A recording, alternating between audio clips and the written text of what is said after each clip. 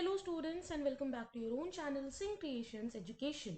तो बच्चों, आज है day 12 of our series Brahmastra, जिसके अंदर मैं आप सभी के साथ डिस्कस करने वाली हूँ 30+ मोस्ट एक्सपेक्टेड बायोलॉजी एमसीक्यू, जो कि आपके नीट 2025 एग्जामिनेशन के लिए काफ़ी ज़्यादा इंपॉर्टेंट होने वाली हैं। वो बच्चे जिनका मॉक टेस्ट में बायोलॉजी के अंदर स्कोर अच्छा नहीं आ रहा है, उनके पास लास्ट चांस है कि वो अपना स्कोर इम्प्रूव कर सकते हैं बाय फॉलोइंग दिस सीरीज। इस सीरीज के अंदर मैं आपके साथ चैप्टर वाइज लास्ट 15 इयर्स के नीट एग्जामिनेशन के जो पेपर्स हैं उनको एनालाइज करके कुछ प्रीवियस ईयर क्वेश्चन सॉल्व कराऊंगी, जिनसे आप चैप्टर वाइज टॉपिक वाइज जो क्वेश्चंस हैं उनको प्रैक्टिस कर सकते हो और आप हर एक चैप्टर अपना प्रिपेयर कर सकते हो फॉर योर नीट 2025 एग्जामिनेशन।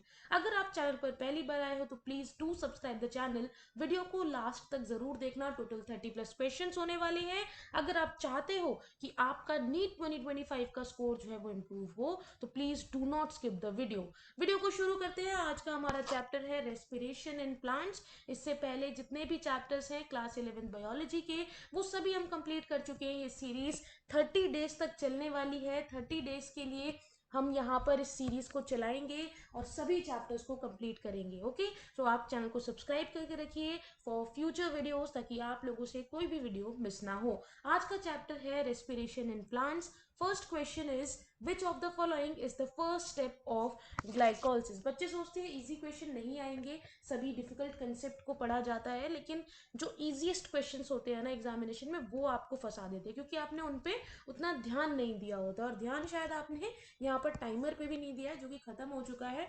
आपको बताना है कि इस क्वेश्चन का सही आंसर क्या है। आई होप आप लोगों ने सही आंसर गेस कर लिया है। The correct option here is option number A, conversion of glucose to glucose 6 phosphate. Glucose जो है basically is phosphorylated in the first step by the use of enzyme hexokinase, और hexokinase का use करके क्या बनता है ग्लूकोज से? Glucose 6 phosphate. आप मुझे बताएंगे ग्लाइकोलिसिस का एंड प्रोडक्ट क्या बनता है? कमेंट सेक्शन में कमेंट करेंगे what is the end product of glycolysis. Okay, NEET 2016 में ये क्वेश्चन आपसे पूछा गया था। नेक्स्ट क्वेश्चन की तरफ चलते हैं। Question number second, here is the timer. Timer की तरफ ध्यान देना। हर एक क्वेश्चन को करने के लिए you will get 15 seconds. Okay, question number second says in anaerobic respiration, यानी कि absence of oxygen in plants, the end products are. The correct option here is option number B, ethanol, CO2 and ATP। जो anaerobic respiration होता है वहां पर oxygen present नहीं होगा, और जहां ऑक्सीजन प्रेजेंट नहीं होगा वहां पर आप देखोगे कि इथेनॉल प्रेजेंट है और CO2, इन दोनों जो आपके प्रोडक्ट्स हैं उनकी फॉर्मेशन हो रही है। नीट 2017 में ये क्वेश्चन पूछा गया था। आगे बढ़ते हैं। Net gain of ATP from glycolysis पर ग्लूकोज मॉलिक्यूल। समझ लो आपके पास ग्लूकोज के 2 मॉलिक्यूल हैं, तो इनमें से हर एक मॉलिक्यूल में से ग्लाइकोलिसिस के एंड, इसमें भी ग्लाइकोलिसिस होगी और इसमें भी होगी, आपको बताना है इनके एंड में कितनी ATP बनती है। एक ग्लूकोज मॉलिक्यूल के एंड में कितनी ATP मिलेगी by the process of glycolysis. And the correct option here is option number A, 2।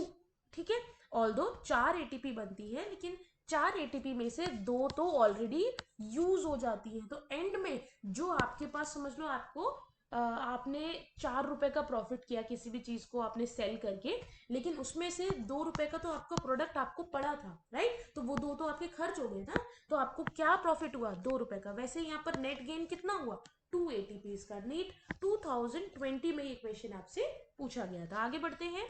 The end product of glycolysis is, मैंने देखो ये क्वेश्चन आपसे पूछा था, क्वेश्चन नंबर 1 के अंदर मैंने आपसे क्वेश्चन पूछा था। आप देख रहे हो सिर्फ एक ग्लाइकोलिसिस से कितने टाइप के क्वेश्चंस बन सकते हैं। लाइक एंजाइम भी पूछ सकते हैं, प्रोडक्ट भी पूछ सकते हैं, एंड प्रोडक्ट भी पूछ सकते हैं। टाइम इज अप बच्चों। Correct option here is option number C, pyruvate. Glycolysis जो है वो एक प्रोसेस है जिसके अंदर ग्लूकोज का ब्रेकडाउन होता है इनटू 2 मॉलिक्यूल्स ऑफ पायरुवेट, यानी कि 1 glucose will give you 2 pyruvate. ठीक है, नीट 2015 के ईयर में ये क्वेश्चन आपसे पूछा गया था। अब चलते हैं क्वेश्चन नंबर 5 की तरफ। Which enzyme catalyses the substrate level phosphorylation in glycolysis. इनमें से कौन सा एंजाइम है जो कैटेलाइज करता है सबस्ट्रेट लेवल के फॉस्फोराइलेशन को in the glycolysis? And the correct option here is option number C, pyruvate kinase. Pyruvate kinase क्या करता है, वो बेसिकली एक एंजाइम है, तो एक कैटलिस्ट का काम करेगा and it will catalyse the transfer of phosphate to ADP forming ATP. ठीक है, यहाँ पर ड्राई बोल रही हूँ, सॉरी, डाइफॉस्फेट है। ठीक है, तो इसलिए एडीपी, लेकिन जब यहाँ पर एक फॉस्फेट ऐड हो जाएगा तो ये कितना हो जाएगा, ट्राइफॉस्फेट, इसलिए ये बन जाता है एटीपी। ठीक है, नीट 2019 का बच्चों ये क्वेश्चन है। आगे बढ़ते हैं क्वेश्चन नंबर 6 की तरफ। Fermentation is economically significant in the production of. आपके पास लास्ट 10 सेकेंड्स बचे हैं to answer this question. Make sure you will answer this question within the time. ठीक है, ताकि आप ज्यादा टाइम बड़े क्वेश्चंस के लिए बचा कर रखें। The correct option here is option number B, alcoholic beverages. जो फर्मेंटेशन है ना, वो हेल्प करता है कुछ एल्कोहलिक बेवरेजेस के बनने में, जैसे कि वाइन हो गई, बियर हो गई, है ना, और इसके अंदर माइक्रो ऑर्गेनिज्म यूज होते हैं, microorganism like yeast. Clear, NEET 2014 में क्वेश्चन पूछा गया था। अगले क्वेश्चन की तरफ चलते हैं। In glycolysis the enzyme aldolase, देखो मैंने क्या कहा था, ग्लाइकोलिसिस के एंजाइम से भी क्वेश्चन आ जाएगा कि कौन सा एंजाइम क्या करता है। ठीक है, इसलिए याद रखना, आपको बताना है एल्डोलेज एंजाइम जो है वो क्या करता है। The correct option here is option number C, वो फ्रक्टोज 1,6 बिसफॉस्फेट को क्या कर देता है, करेक्ट, ब्रेक डाउन कर देता है इन DHAP एंड G3P। नीट 2021 का ये आपका क्वेश्चन है। अगर आप लोग चाहते हो कि मैं ग्लाइकोलिसिस और ये जितने पाथवेज हैं और ये छोटे छोटे जो पॉइंट्स हैं ये आपके साथ शेयर करूं जिससे आपको जल्दी से जल्दी रिवाइज हो, आपको नहीं है याद, तो आप प्लीज कमेंट सेक्शन में कमेंट करके मुझे बता देना। जिस भी टॉपिक का आपको इस तरह से शॉर्ट नोट चाहिए या शॉर्ट वीडियो चाहिए, शॉर्ट्स के रूप में within 1 minute, I will provide that to you. But आपको बताना होगा कि आपकी वीक पॉइंट्स क्या है, आपको क्या हेल्प चाहिए। ठीक है, तो कमेंट सेक्शन में कमेंट करके आप जरूर बता दीजिएगा। अगले क्वेश्चन की तरफ चलते हैं। इन ईस्ट एनारोबिक फर्मेंटेशन, यानी कि बिना ऑक्सीजन के अगर फर्मेंटेशन हो रही है तो उससे क्या चीज प्रोड्यूस होती है, it results in the production of. The correct option here is option number B, ethanol and carbon dioxide. Yeast क्या करता है, ये कन्वर्ट करता है पायरुवेट को, क्या करेगा, कन्वर्ट करेगा पायरुवेट को into ethanol and carbon dioxide in their anaerobic condition. East क्या करेगा, पायरुवेट जो बनता है कब, ग्लाइकोलिसिस के एंड में, उस पायरुवेट को इथेनॉल और कार्बन डाइऑक्साइड के रूप में क्या कर देगा, कन्वर्ट कर देगा। और ऑक्सीजन की प्रेजेंस होगी या एब्सेंट, बिल्कुल एब्सेंट होगी। ठीक है, नीट 2018 का ये क्वेश्चन है। आगे बढ़ते हैं। Substrate level phosphorylation, substrate level phosphorylation glycolysis में होती है at the step which is catalysed by, कौन से एंजाइम के द्वारा उसे कैटेलाइज किया जाता है। And the correct option here is option number A, phosphoglycerate kinase and pyruvate kinase। दोनों ही स्टेप जनरेट करते हैं ATP via substrate level phosphorylation process. NEET 2013 में आपसे एक क्वेश्चन पूछा गया था। आगे बढ़ते हैं 10th क्वेश्चन की तरफ। The net ATP gain during anaerobic respiration in east is. अगर ईस्ट के द्वारा एनारोबिक रेस्पिरेशन हो रही है, आपको बताना है ईस्ट में एनारोबिक रेस्पिरेशन होने पे नेट गेन कितना होता है ATP यानी कि एनर्जी का। And the correct option here is option number C, 2, only glycolysis occur producing a net of ATP, क्योंकि जो ईस्ट है उसके अंदर एनारोबिक रेस्पिरेशन हो रहा है। ठीक है, ऑक्सीजन जो है वो एब्सेंट है, तो इसके अंदर सिर्फ एक प्रोसेस चल रहा है, वो है ग्लाइकोलिसिस। और ग्लाइकोलिसिस के अंदर हमने देखा था जो नेट गेन होता है वो नेट गेन होता है 2 ATP का। क्लियर, नीट 2012 में एक क्वेश्चन पूछा है। अब हमारे टोटल 10 क्वेश्चंस हो चुके हैं बच्चों। मेक श्योर आप लोग नीचे कमेंट सेक्शन में कमेंट जरूर करो कि आपके 10 में से, टोटल 10 में से कितने क्वेश्चन सही थे। ठीक है, अगर सही नहीं है तो भी कोई चिंता वाली बात नहीं है, आप लोग अभी भी कुछ क्वेश्चंस को, कुछ कंसेप्ट्स को, जिनसे क्वेश्चन ज्यादा बन रहे हैं यहाँ पर, उन्हें जाकर रिवाइज करो, वापिस आओ, फिर देखो कि आपके आंसर सही होते हैं या नहीं। ठीक है, आगे बढ़ते हैं। What is the connecting link between glycolysis and TCA cycle. Glycolysis और TCA साइकिल में क्या चीज है जो उनको जोड़ कर रखती है, सिट्रेट, एसिटाइल कोएंजाइम, पायरुवेट या oxaloacetate. And the correct option here is option number B. आपने देखा होगा, आपको टीसीए में भी मिलेगा और ग्लाइकोलिसिस में भी मिलेगा। जो पायरुवेट है वो कन्वर्ट होता है एसिटाइल कोएंजाइम में। जो पायरुवेट ग्लाइकोलिसिस से बनता है, वो ग्लाइकोलिसिस से बनने के बाद पायरुवेट जो है बाद में कन्वर्ट हो जाता है इन एसिटाइल कोएंजाइम, और ये एसिटाइल कोएंजाइम बाद में एंटर कर जाता है टीसीए साइकिल में। क्लियर? क्लियर है ये वाली चीज? नीट 2022 का बहुत ही अच्छा क्वेश्चन, राइट? आगे बढ़ते हैं। The number of NADH, not NADPH, only NADH molecule formed per turn of TCA cycle. Like अगर टीसीए साइकिल ऐसे चल रही है, फिर एक और राउंड लगेगा, यहाँ पर खत्म होगा, ऐसे हर एक राउंड में, तो एक राउंड में टीसीए साइकिल में कितने NADH मॉलिक्यूल जो है वो बनते हैं? And the correct option here is option number C, यानी कि 3 NADH जो है वो प्रोड्यूस होते हैं ईच टर्न ऑफ साइकिल में, अलग अलग स्टेप्स पे, राइट? नीट 2022 का आपका ये क्वेश्चन है। आगे बढ़ते हैं। Oxaloacetic acid in TCA cycle act as. Oxaloacetic acid जो होता है टीसीए साइकिल में, वो कैसे एक्ट करता है? As a byproduct, as a coenzyme, as a substrate, या as a acceptor of acetyl group? And the correct option here is option number D, acceptor of acetyl group. It combines with acetyl coenzyme to form citrate. समझ लो यहाँ पर आपका oxalo acetate है, ठीक है, ये और यहाँ से जो आपका एसिटाइल कोएंजाइम आता है, ये दोनों मिलकर के क्या बनाते हैं? सिट्रेट। क्या बनाते हैं? सिट्रेट। और फिर सिट्रेट से आपकी टीसीए साइकिल आगे बढ़ती है, राइट? नी 2016 में एक क्वेश्चन आपसे पूछा गया था। आगे बढ़ते हैं। Krebs cycle occur in the, अब भाई पता तो है टीसीए साइकिल, क्रेब्स साइकिल, आपको जो बोलना है बोलो, लेकिन आप मुझे ये बताओ कि आखिर उसकी लोकेशन क्या है, वो होती कहाँ पर है, किस जगह पर उसकी जगह है? भाई यहाँ पर ही ये परफॉर्म की जाएगी। And the correct option here is option number B, mitochondrial matrix. जो टीसीए साइकिल के सारे एंजाइम होते हैं जिनकी मदद से ये साइकिल चल सकती है, क्रेब्स साइकिल चल सकती है, वो सभी के सभी माइटोकॉन्ड्रियल मैट्रिक्स के अंदर प्रेजेंट होते हैं। इसीलिए जो क्रेब्स साइकिल है या आप कह लो टीसीए साइकिल है, उसको कहाँ कराया जाता है? माइटोकॉन्ड्रियल मैट्रिक्स में। नीट 2011 का एक क्वेश्चन है। आगे बढ़ते हैं।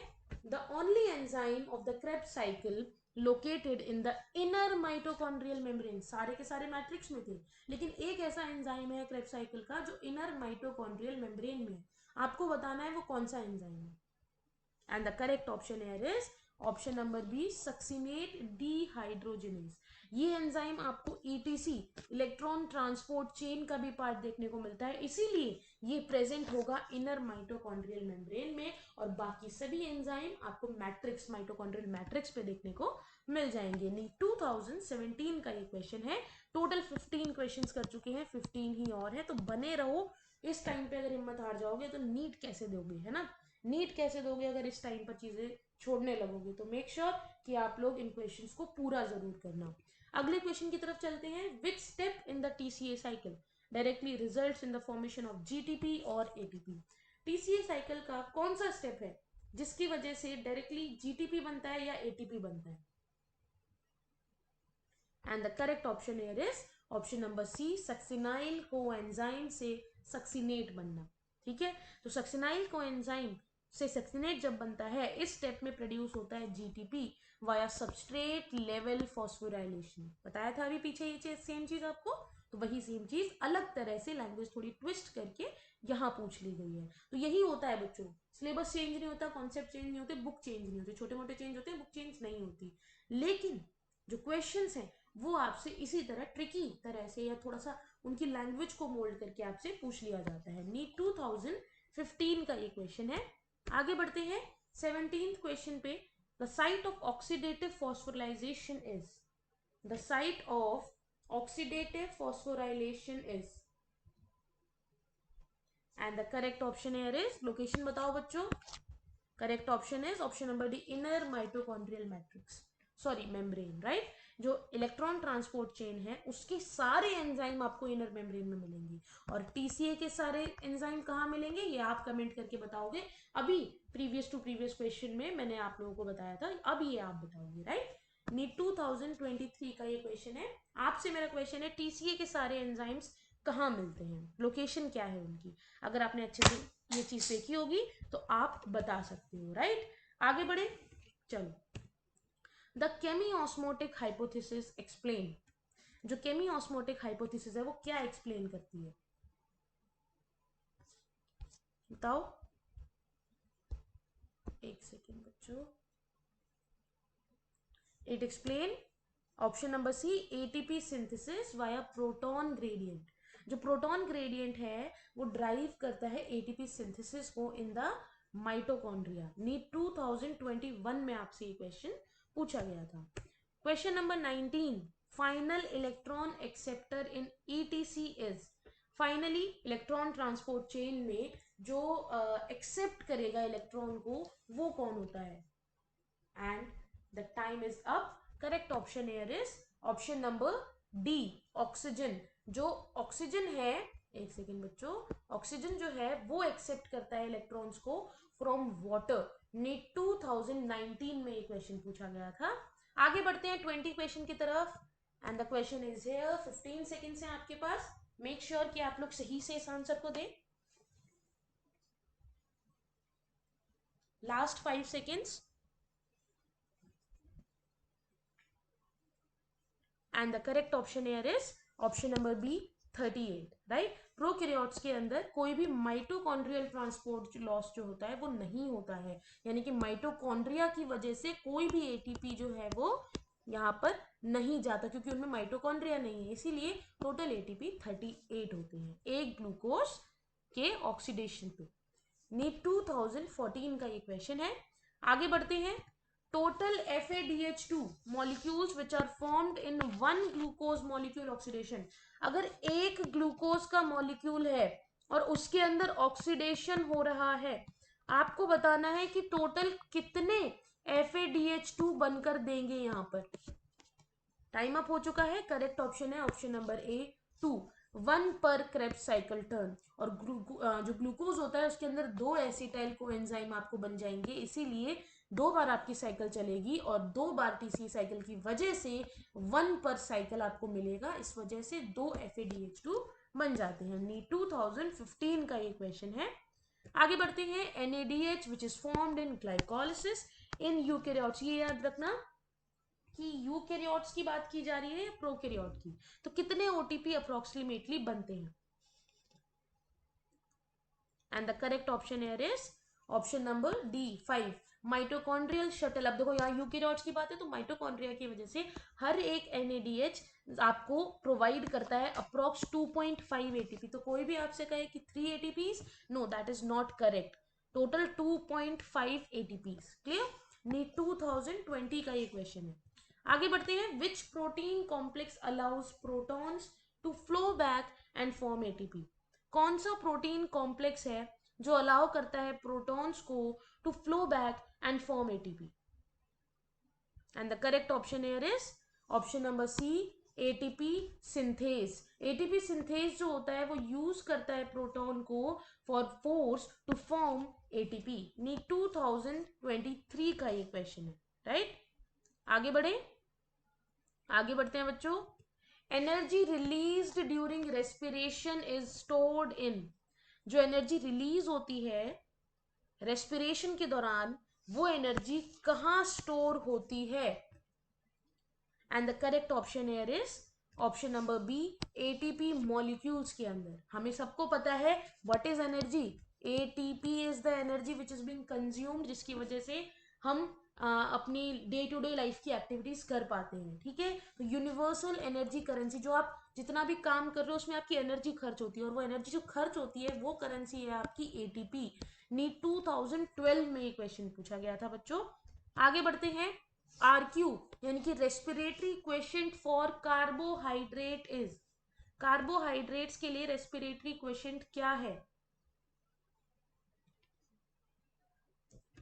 And the correct option here is option number A, 1।